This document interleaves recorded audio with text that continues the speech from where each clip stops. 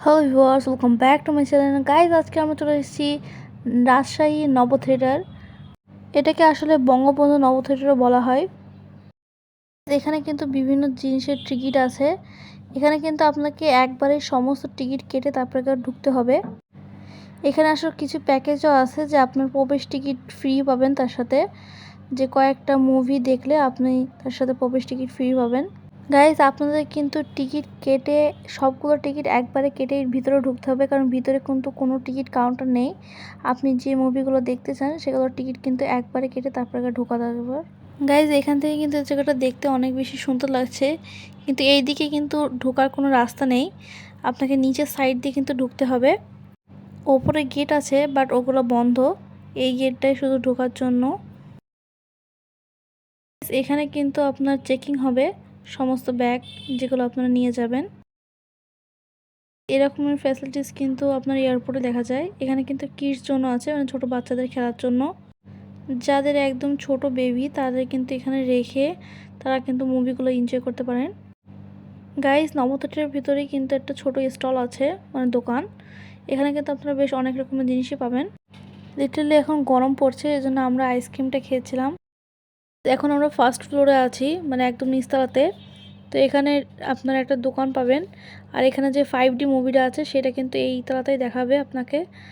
আর এই পুরো স্পেসে কিন্তু শুধু একটাই জিনিস আছে, সেটা হলো এখানে আর্টিফিশিয়াল একটা রকেট রাখা আছে। আসলে মনে হয় সম্ভবত পরবর্তীতে এখানে আরও অনেক কিছু রাখবে, কারণ এই স্পেসটা অনেক বড়, কিন্তু সেরকম কিছুই নেই এখানে। এখানে কিন্তু স্টাফের জন্য আলাদা করে কিছু জায়গা আছে যেখানে স্টাফরা খাওয়া দাওয়া করতে পারবে। এখানে কিন্তু ভিতরে খাবার নিয়ে যাওয়া অ্যালাউ নেই। এখানে কিন্তু আপনার 5D মুভি দেখাবে। টোটাল 3টে ফ্লোর আছে এবং 3টে ফ্লোরে কিন্তু আলাদা আলাদা জিনিস আছে। আমরা কিন্তু এখন গেট দিয়ে ভিতরে ঢুকেছি। এখানে আপনার সানগ্লাস রাখা আছে, এখান থেকে সানগ্লাস নিয়ে তারপর ভিতরে ঢুকতে হবে। এদের কিন্তু আপনার 1টার পর থেকে কিছু টাইম বন্ধ থাকে, 3টা পর্যন্ত। ওই টাইমটা তো লাঞ্চ টাইম থাকে, এর জন্য ওই টাইমটা বন্ধ থাকে। আপনারা তাও একবার ওখানে গিয়ে জিজ্ঞাসা করে নেবেন যে আপনার কটা থেকে কটা পর্যন্ত বন্ধ থাকে, কারণ যখন বন্ধ হয়ে যাবে তখন কিন্তু আপনারা ঘুরতে পারবেন না। আপনাদেরকে কিন্তু ভিতরেই থাকতে হবে, আপনারা বাইরে বের হতে পারবেন না। কারণ আপনারা যদি একবার বাইরে বের হয়ে যান তাহলে কিন্তু আবার নতুন করে টিকিট কাটতে হবে। এখানে কিন্তু 5D মুভি সিটগুলো বেশ ভালোই সুন্দর আছে। আমি মুভিটার ভিডিও করে নিই, কারণ মুভিটার ভিডিও যদি করতাম তাহলে আপনার কপিরাইট স্ট্রাইক চলে আসতো। এখন আমরা সেকেন্ড ফ্লোরে আছি। সেকেন্ড ফ্লোরে বিভিন্ন রকম প্রজেকশন রাখা আছে। গাইস, লিটারালি এই জায়গাটা কিন্তু যে স্টুডেন্টদের জন্য একদম পারফেক্ট, কারণ এখানে অনেক জিনিস আছে যেগুলো আপনারা দেখলে আপনাদের নলেজ আরও বেশি বৃদ্ধি পাবে। গাইস, এইসব বিষয়গুলো কিন্তু যারা ভার্সিটির স্টুডেন্ট তারা কিন্তু এইসব বিষয়ের উপরে পড়ালেখা করে।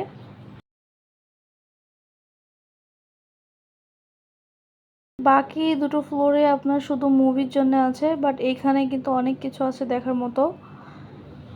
আমি কিন্তু আপনাকে আগের ভিডিওতে বলেছিলাম যে এর পাশেই কিন্তু রাজশাহী চিড়িয়াখানা আছে। তো আসলে এটা আসলে কোনো অ্যানিমেল নেই চিড়িয়াখানাতে, লিটারালি চিড়িয়াখানা বললে ভুল হবে, বাট এখানে রাজশাহীর লোকেরা এটাকে চিড়িয়াখানা বলে।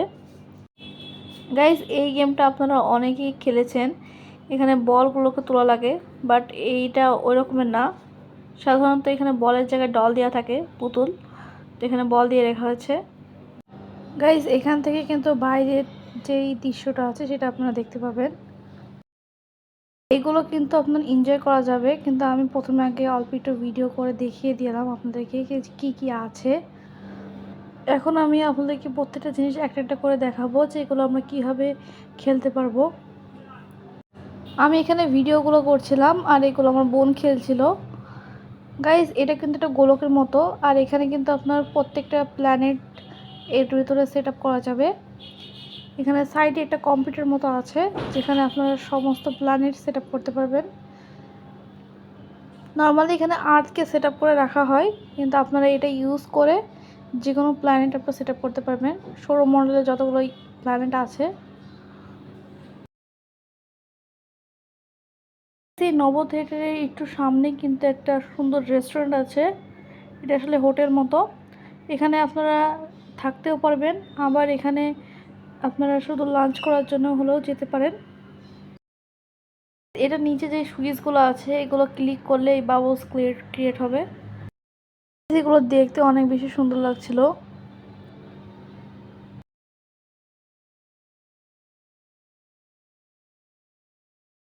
এই জিনিসটা সব থেকে বেশি মজা লাগছিল যখন আমরা দেখছিলাম। এই জিনিসটা কারা কারা চিনতে পেরেছেন তারা কমেন্টসে জানিয়েন। এটা কিন্তু অনেকক্ষণ ধরে দেখলেও কিন্তু কিছু মনে হচ্ছিল না, এটা দেখতে অনেক বেশি স্যাটিসফাইং লাগছিল। গাইজ এই প্রত্যেকটা জিনিস কিন্তু ট্রাই করতে একটু সময় লাগবে, এই জন্য আপনাদের কিন্তু সময় হাতে করে নিয়ে আসতে হবে। অল্প সময়ে কিন্তু এই সব কিছু করা সম্ভব না।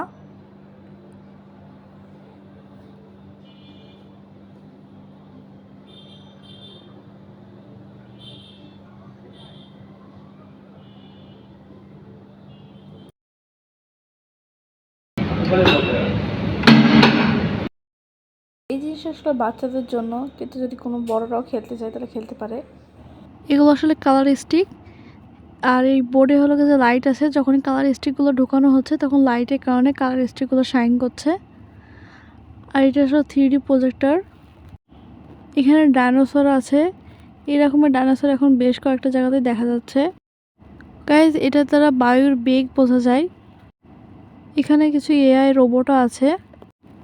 এই এআই রোবটগুলোর সাথে আপনারা কথা বলতে পারবেন, আপনাদের কথার আনসারও দেবে এরা। এই জিনিসগুলো কিন্তু দেখতে অনেক বেশি সুন্দর লাগছিল। আমরা 3rd ফ্লোরে গিয়েছিলাম না, কারণ 3rd ফ্লোরে দুটো মুভি দেখা যাবে। একটা হলো কিছু বঙ্গবন্ধু জীবন কাহিনী, আর একটা হলো সৌরমণ্ডল। গাইজ এখানে কিন্তু নব থিয়েটারের বাইরে ঝর্ণা আছে, তো এখন ঝর্ণাগুলো বন্ধ।